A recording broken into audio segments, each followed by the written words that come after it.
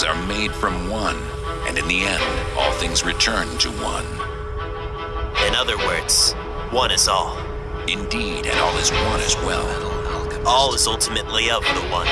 So if all is not included in the one, then all is nothing. You have passed.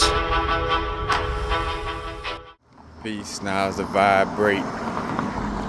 Sometimes we gotta keep reminding ourselves, for those of us who grew up with a background where we have no esoteric background. See, some people grew up either extremely intuitive on a level where they just, just knew everything, or not say everything, but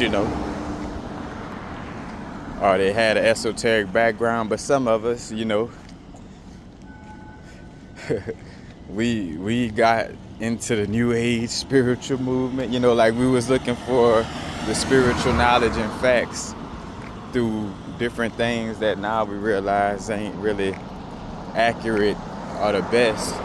And also on a deeper level, realizing that some things are just spoken of on a level for as far as let's just say, so people could comprehend it, you feel me?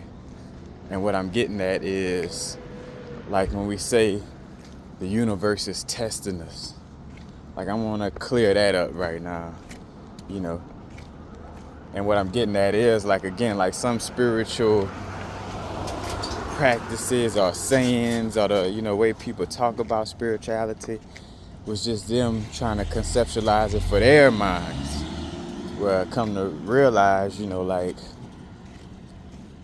more aware, more, ancient than some of these explanations, you know what I'm saying? But with the universe testing you, there's no such thing as test in essence. What a lot of people call tests from the universe is really just the actual laws of the universe playing out. Like, so say for instance, you see something pop up in your realm that you feel like, oh man, the universe must be testing me. In most cases, it's something like, that you feel like you done conquered already. It's like, like say for instance, somebody pop up and ask you if you want to drink a 40. And you like, this must be a test, And, really what it is just that energy of the universe just always saying yes, and it shows us what our what our subconscious is still dealing with or going through. So what we may be calling tests is just the universe doing what it do. And it's not really a test, but it is letting you know, like, all right, this energy must still be in my subconscious field. I must still subtly want to drink 40 ounces, if there's people showing up in my realm, bringing up like, hey, you want to drink?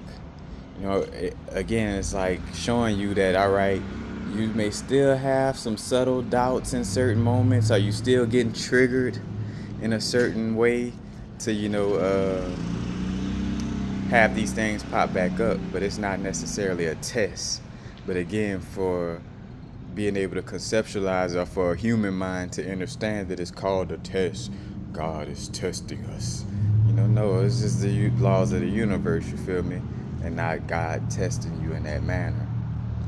So when you see certain things pop up and, again, things that you would normally call, a test, you could shift that energy and understand like deeper. So because if you still call it a test, then you're creating this little mental situation where you're gonna always expect to be tested, aka you're gonna always expect for certain things to keep popping up, because you're calling it a test, so I'm gonna always get tested, when really it's just yeah, you know, showing you that you still subtly triggered, or you still kind of connected to the subconscious programming in certain ways, you know. And there's more, there's more spiritual practices to be done, or more practices to be done to, remove that energy. You know what I'm saying? And not necessarily it being a test, you know. It's like, oh, this type of person showed up, this must be a test. It's like, nah, you probably still subtly have some type of attachment, some type of trigger, or, you know what I'm saying, some type of programming that's running that still kind of connects you to that person, that place, or that activity. You feel me? But it's not really a test. So, just wanted to share that. Now it's the vibrate, y'all know what it is.